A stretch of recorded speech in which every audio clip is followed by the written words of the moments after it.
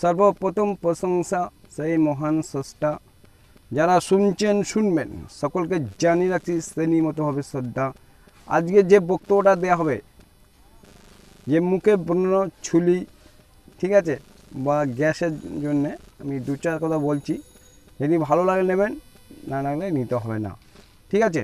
তো প্রথম যেটা আমি বলছি, আপনি একটা গ্লাস নিলেন, গ্লাস একটু সরষের তেল ফেলে দিলেন, তারপর জল দেবেন, দেখবেন তেলটা উপরে আসবে না, নিচে থাকবে, তাহলে উপরে ভেসে উঠবে।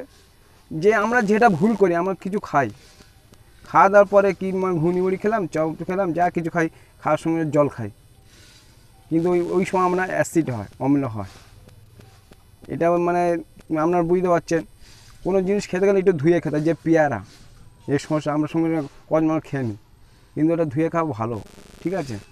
তো যাই হোক, তো এবার বনো সম্বন্ধে একটু বলছি, যাদের ইয়ং বয়সে এটা বনো হয়ে থাকে, আপনারা যাদের বনো আছেন এটা করবেন, ছোলা ভিজে খাবেন সকালে, আচ্ছা, জবা গাছের পাতা ভিজে খাবেন 2-4 দিন, অনেকটা রিলিফ পাওয়া যাবে।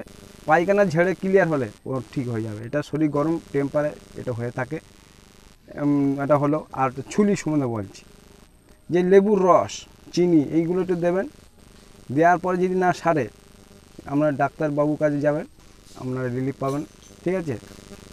এটা আয়ুর্বেদিক মানে একটু আপনাদের বললাম, অনেকটা রিলিফ পাওয়া যায়, ঠিক আছে। ভালো থাকবেন, সুন্দর থাকবেন, সুস্থ থাকবেন। আর এর মাঝে আরেকটা পয়েন্ট ভুলে গেল, যে আমরা ফেয়ার লাভলি মাখি, সৌন্দর্য, এটা ভালো জিনিস, সুন্দর পরিষ্কার পরিচ্ছন্ন থাকা ভালো। অনেকে শুধু ফেয়ার লাভলি আমাদের পা আর নোংরা, পরিষ্কার সচেতন থাকতে হবে, সব পরিষ্কার পরিচ্ছন্ন। নামাজ পড়তে গেলে কি পূজা করে গিয়ে পরিষ্কার পরিচ্ছন্ন ভাবে যেতে হয়, পবিত্র হয়। তো ভালো থাকেন, সুস্থ থাকেন।